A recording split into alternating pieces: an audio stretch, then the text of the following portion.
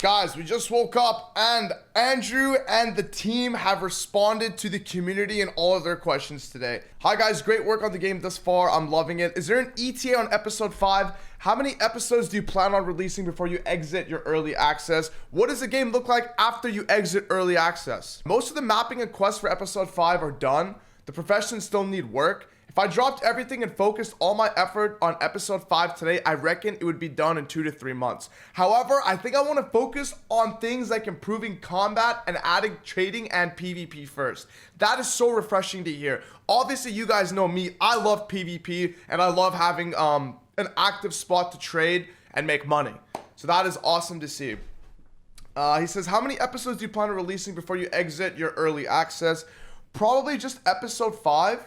Plus adding lots more to the existing episodes too, which is honestly great. I think 5 episodes is a perfect spot to stop at. That's lots of content, especially if they're going to be bringing in raids, PvE, and PvM and stuff like that. There's tons to do.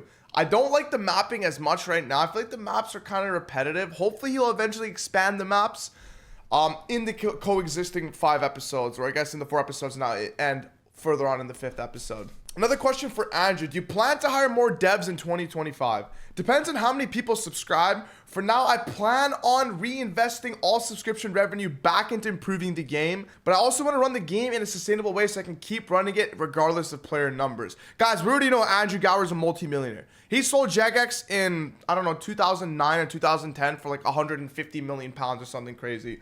So it's, again, really, really refreshing to see that he is creating a game based off of passion and not really any sort of monetary gain. He wants to keep the game running regardless of the players. So even if there's only 1,000 players, he's going to put the same amount of effort as if there was 100,000 players. Again, very cool to see on Andrew and the team's part. My first question for Andrew, have you considered a centralized feedback system where we could possibly vote on player/developer ideas to be implemented for that week/fortnight? I feel like all of our great ideas are all over the place, but if we come together and push awesome ideas and grow this game collectively. My second question is for Andrew. Do you envision the nature of MMOs evolving from Grindfest to more AFK as our lives get busier? It is quite tiring wanting to level at the moment, currently grinding 500 combat, but if we could AFK more in-game with marginal inputs, we could possibly level and access higher level content faster and retain more players. Do you see co-op and /or party systems being a big part of training professions in the future? This is what initially hooked me into the game, but it feels like the experience right now is very single player mode, which I totally agree with as well. I would also like an environment where we can play with our buddies and play with our friends and start a clan and play collectively. As of right now, Brighter Shores does feel like a single player game. I made great friends, and I think co-op opportunity for each profession that generates marginally better XP per hour make the game more fun. We don't have our own polling system yet, and there's probably more urgent things first, but from time to time to do polls on X, formerly Twitter, especially when I am undecided or want to get an idea of which things are most wanted first. Andrew does a fantastic job of listening to the community. Like whenever we have an issue on Twitter, the boys go crazy, and when he sees a lot of engagement and people getting upset, he is right on fixing those problems. So that is very good. I don't think we need a polling system like OSRS. The player base isn't that big. Maybe if you had over 100,000, 200,000 active players playing every single day, then you would need more of a polling system. I think the method of using Twitter right now is good. If there's an issue, the boys go on Twitter, they flame, they rant, they get upset. Andrew looks at it, sees the engagement's high. All right, man, boys, let's get back to the drawing board. How do we fix this, implement it, get it out as soon as possible? He's very good, very efficient on making the game amazing and fun for everybody, especially when there's issues and if people have, you know, problems. Number 2, I've tried to make this game appeal to both people who want to level up while AFK via the passive activities and by playing actively. However, I have realized I also need to cater for the middle ground of people who want to play in a semi-AFK way, whether they're still at their computer, so not strictly AFK, but interacting with the game less frequently. A bit like how Crime Dens are provided, but in more places and more professions. This is amazing. I am one of those semi-AFK players. Like, I'm going to be available, but not available. Like, I don't know if you guys have played RuneScape, more like a Nightmare Zone. You know what I'm saying? You get 100k XP per hour, but you still have to click that prayer potion. That's great for the game. Passive XP is good, but you don't really gain that much XP over a long period of time. Of course, you're going to end up gaining a lot of XP, and that is 100% AFKable. But for semi-AFK training, that would be significantly great for the game. Because people are doing so many different things, right? They don't want to just be actively clicking every fucking 2 seconds. Obviously, he should make it in a way where if you're actively clicking all the time, you should have the most experience per game.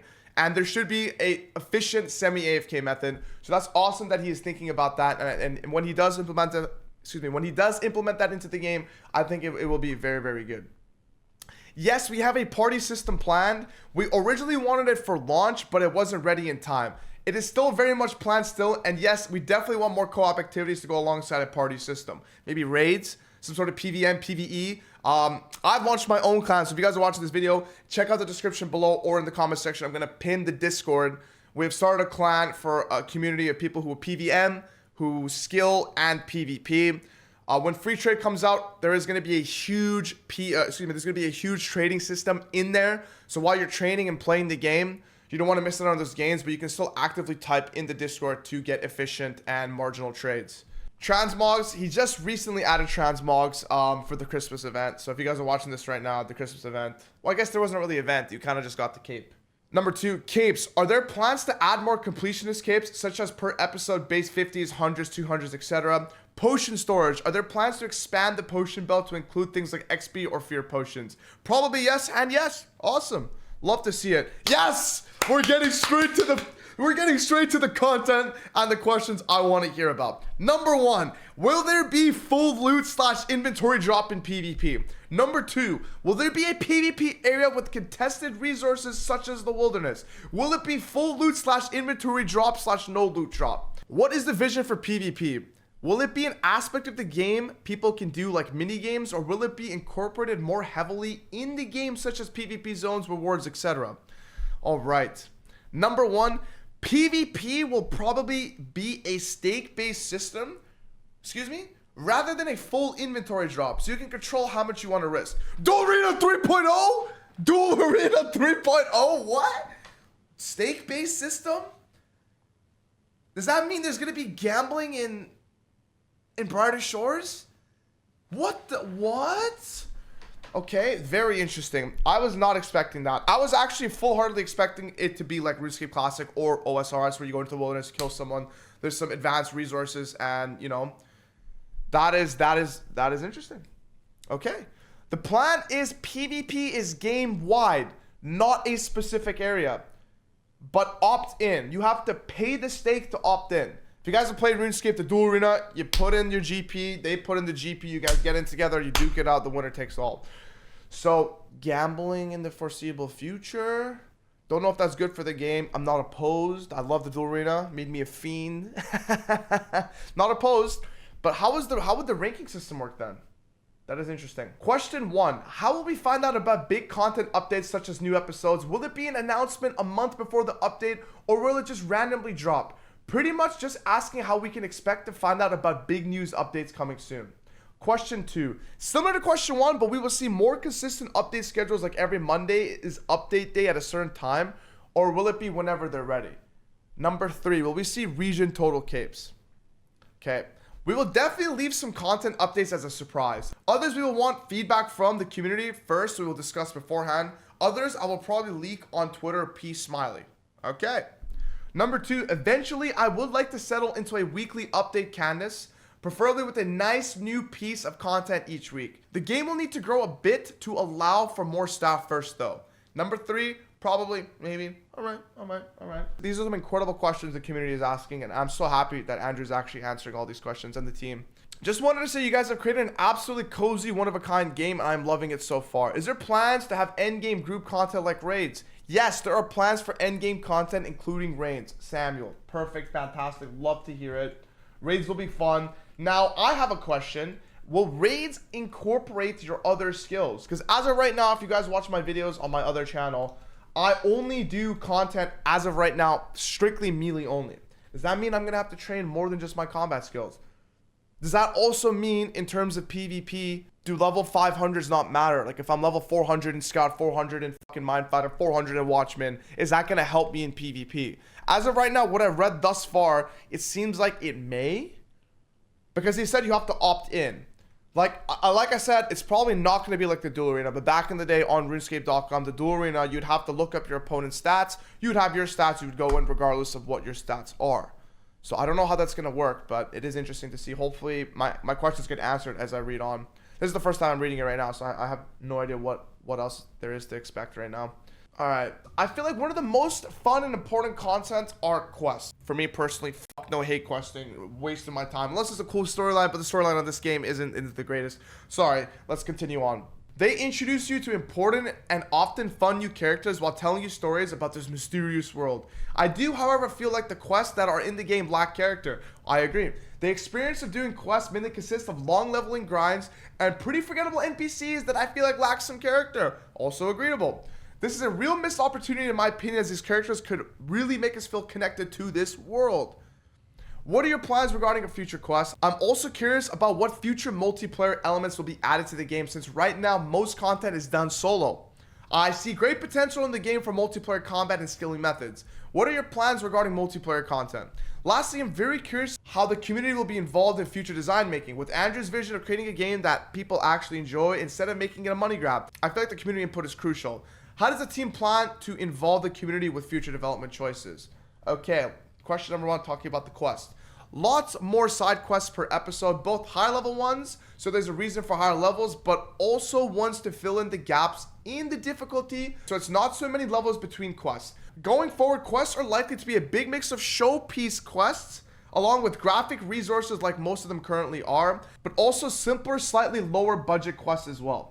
Okay, interesting. We aren't planning on polling every change we make, but discussing with the community about changes like we already have. So basically like Twitter, X, we've gone through that before. Let's answer the last question here. I have some quests which have had a reasonable development done for when episode 5 comes out, including the next part of the main story. Now I am in the early stages of designing a new episode 1 quest. Paul. Okay, cool. An amazing question, bro. Beautiful.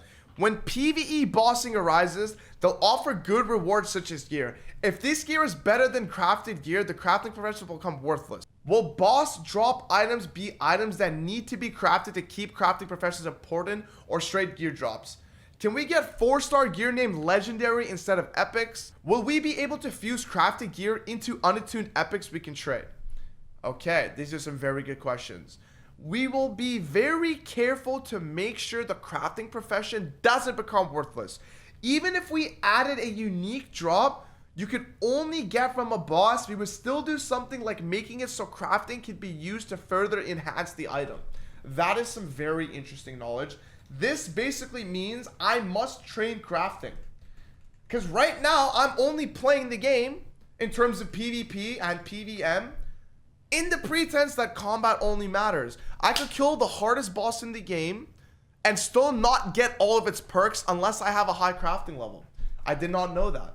So it looks like in the foreseeable future for me, I'm gonna have to start crafting, which is fine.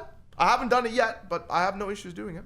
Number 2, I prefer the word epic. It seems more epic to me. So that basically means there is no legendary drops, which I think me and the community assumed when episode 5 came out, there might be something as like a legendary drop. Because I know other MMOs and other games have legendaries. But I guess for Brighter Shores, it's just going to be epic, which is cool. Will there be future episodes where we have the opportunity to use our skills from previous episodes? Or will they always be region specific? Number 2, what was the theory behind having such small armor/weapon bank spaces? Number 3, are we going to have mobs with unique drops? And if so, how far off of the implementation roadmap is that? Okay, I will probably put mini-game/raid style content in future episodes and existing ones which uses professions from other episodes. So that means you need to have a wide variety of skills in all zones. You can't just be maining Hopeport. You need to have a balance in skills in order to progress in these raids, which I totally agree on.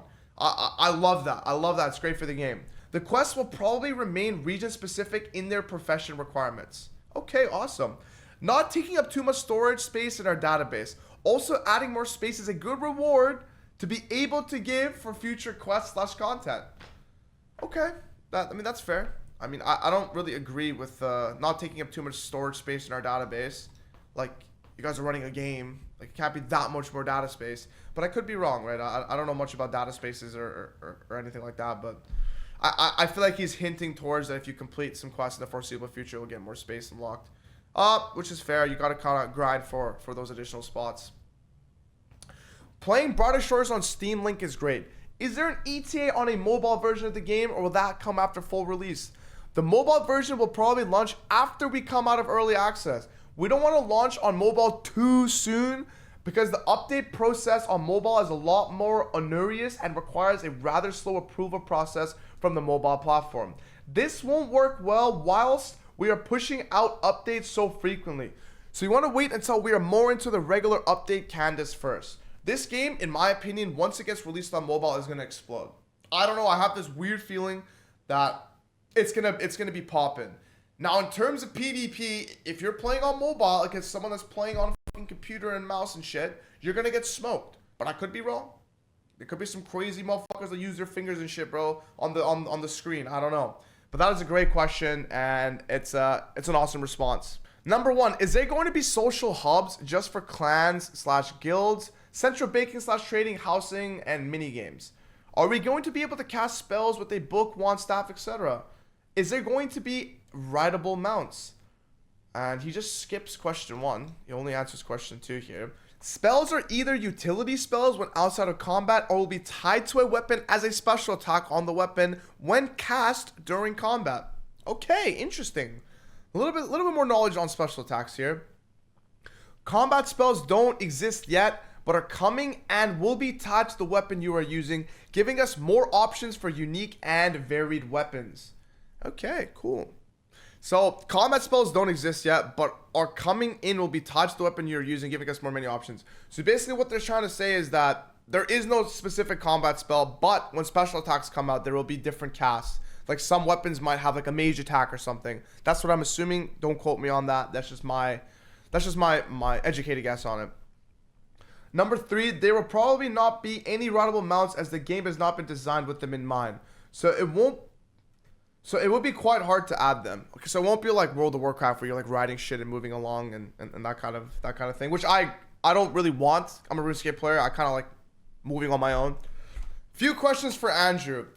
Number 1, are there any current plans that some future episode combat professions would differ significantly from the current melee-based combat? Example, magic-based combat or something else that would have new wholly different sets of weapons and armor that requires new skills to craft. Interesting. So like ranged magic, because all of the combat skills, they look the same and they feel the same. So I don't like that. To be honest, that was one of the first things that made me not want to play Brighter Shores. Obviously, I'm still playing like 8 to 10 hours every single day. But I was very upset that it all looks the same. So that's a very good question. Number 2, while most current resources / mobs get replaced by higher tier equivalents as we level up, leading to the skill locations eventually starting to loop. As we progress, merchant stalls and crime dens keep adding the new available node locations / shortcuts far into skill progression. Will there be more skills like this in the future with similar design? Okay. Number 3, which feedback / request from the community so far has been the most unexpected for you, either in themselves or in how passionately the community feels about them? Number 1, as I mentioned earlier, we are thinking of rethinking combat professions quite dramatically, okay, to not have separate combat profession per episode. Yeah, so they want to have maybe one combat and not have 4 different styles of combat, but like just do range mage and melee. I don't know. I don't really have much to say besides, I guess we'll see. Number 2, would be interested to know if people would prefer skill locations to loop or prefer the map to be bigger so it's a new location more often as you level up. We're trying to keep the map compact, there's less walking, and so you get to revisit areas. Less looping would mean bigger and more repetitive as a consequence map, which I'm wondering about, but I am not sure. As much as I hate fucking accessing new areas on the game and getting lost and shit, I would prefer new spots, bro. The same thing over and over just gets boring, bro. It just gets bland. But I do hate fucking walking around, but I would still prefer that. Number 3, I didn't expect the community to care so much about reducing how many times they need to click the mouse, even for relatively infrequent actions. However, I have now heard loud and clear that streamlining the numbers of click is very important. Makes sense? Yeah, I mean, pretty fair. Question 1, with the skills out as they stand, I feel they lack a certain interconnectedness. I agree. Will you consider adding further perks and unlocks for leveling these, which will enhance the experience of training other skills without being mandatory? An example of this would be shortcuts that detective provide for merchant and general QOL navigating throughout the city, or the armory space increase from Branoff's inheritance.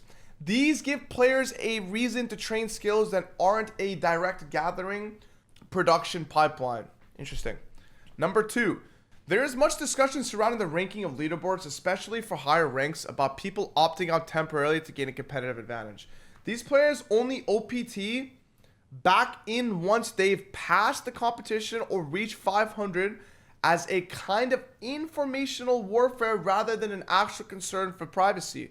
Will you consider changing this so people who opt out are known as anonymous player with their level instead, like they are in the nearby players tab? That way we can maintain privacy of the people involved while also maintaining the integrity on the leaderboards and the fun of climbing the ranks. Interesting question. Number 3, will there be any procedurally generated content in the future, like a multi-room dungeon that's different every time you enter? This could be a fun way to train skills and an alternative way to give people more reason to train them. Something like a big tower where you can select episodes whose skills you want included, and the more skills you select, the better the rewards. That's a very good question. Yes, we agree the professions need to be more interconnected. We also need more content such as raids, repeatable boss monster, minigames, etc., which utilizes multiple professions at once and so make them feel more interconnected.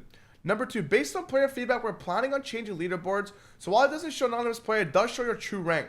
So if you're at rank 37, you can see the person above you is rank 34, so you will know there is 2 anonymous players between you. Cool. Yes, I want to do more minigame / repeatable raid style content. See answer above. This sort of place where procedurally generated content would work well. Yeah, I mean, I think a lot of people have questions about dungeons and raids and all that kind of shit, and he's definitely going to be bringing it up, which is cool to see. We need more PvP questions. Oh my god, there's a PvP question right here. Let's go. Or I'm currently training detective and watchman. Okay. Number 2, I'm currently climbing the ranks through Mindfighter profession, but can't help but wonder what comes next. Is there a plan for the combat? Will we get bosses for each episode so we can put our skills to the test? Or is PvP going to be more of the endgame focus, sort of like Albion? And if the latter is the case, can we expect to see PvP in each episode? Or will we be leveling a new combat profession specifically for PvP? Oh my god, this guy's just... He just asked the best fucking questions that I've read all day today. Thank you for asking this question. Number 3, what is the biggest challenge you're facing right now? Are there any specific content updates or fixed requests that are particularly challenging to implement? All right, let's get to the juicy content. In terms of combat, we had a big long discussion yesterday about best to improve it. We know that a separate combat profession per episode isn't popular, 100% agreed, and think we have now come up with a way of avoiding needing a separate combat profession per episode and avoiding the problems I described which caused us to implement it this way in the first place, and also how we can migrate existing save games without anyone losing any progress. I don't want to go into too much details yet, as still designing it, but I'm very excited about the new idea for combat progression should work. It will be a fairly time-consuming update to produce, but is a very high priority.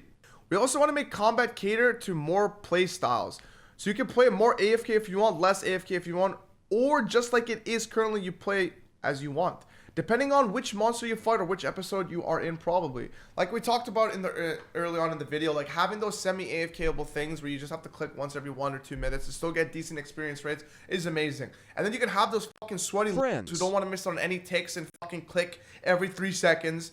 And then you can have the guys who just don't even want to be on the computer. You have to have all 3 of those bases. I'm in between. I'm not clicking every fucking 2 seconds, bro.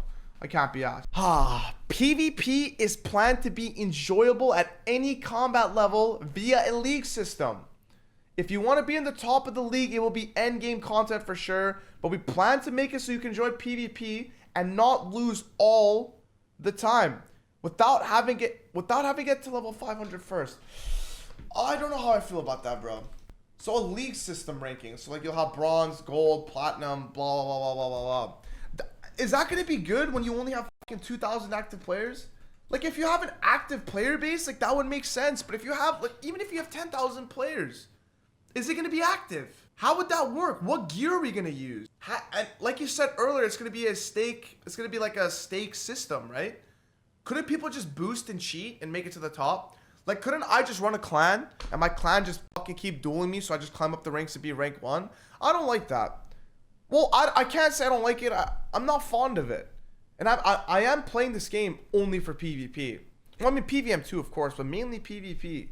I'm not going to think too much on it because it's still very early on and there's probably at least 2 or 3 months before PvP gets released, but I don't know what that means, bro.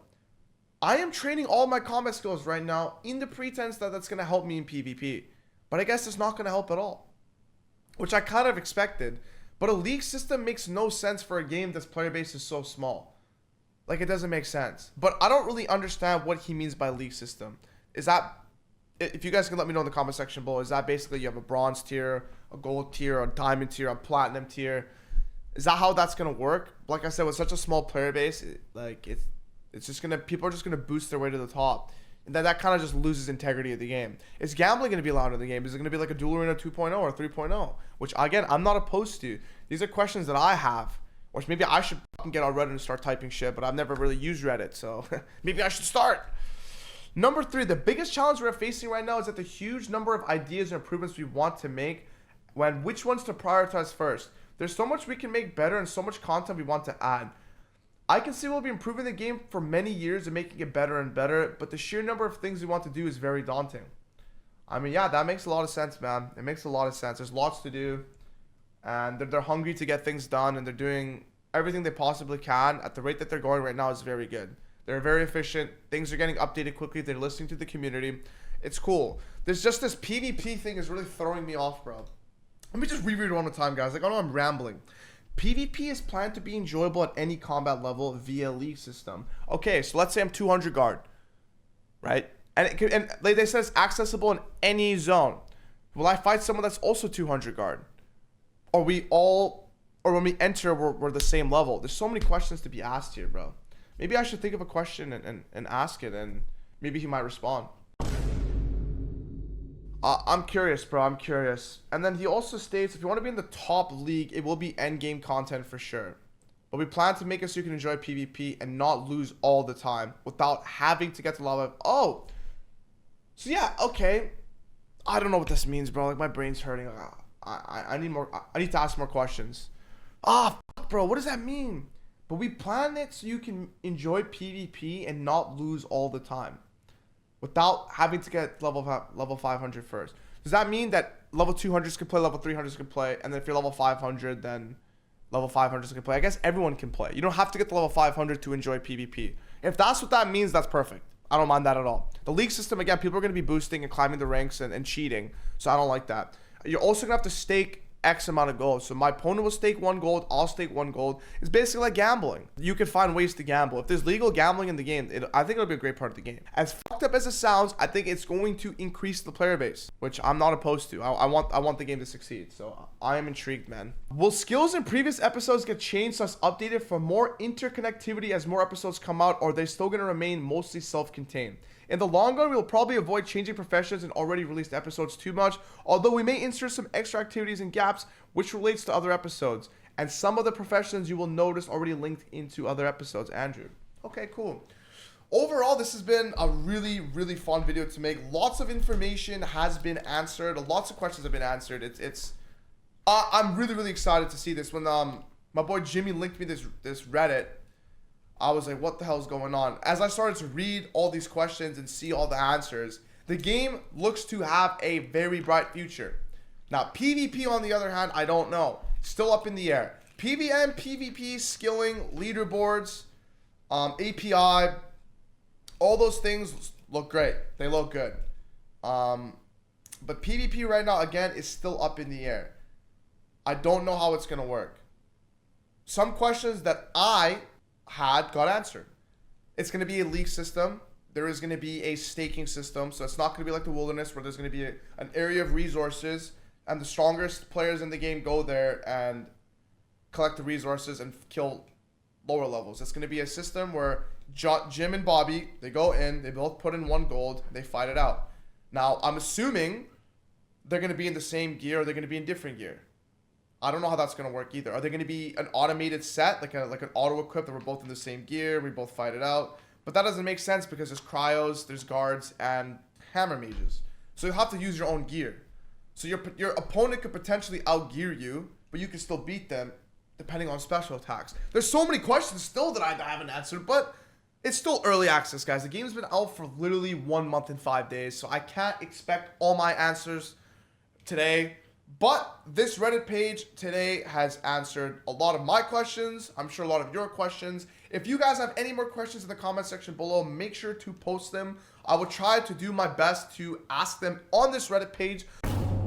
I'll also post this Reddit post in the comment section below. It was cool to see. I'm really excited to see where the game goes, and there's lots of potential for Brighter Shores. If you guys did enjoy this video, make sure to like, comment, subscribe. Join the Discord, boys. Join the clan. We're gonna have the strongest, most feared clan in all of Brighter Shores. So join up now. A great place for if you're a PVMer, you're a PvPer, you're a skiller, you're a merchanter, you're whatever you are. We accept all types of people, especially, you know, if you guys love Brighter Shores as much as I do. But I'll see you guys in the next video. Take care and peace.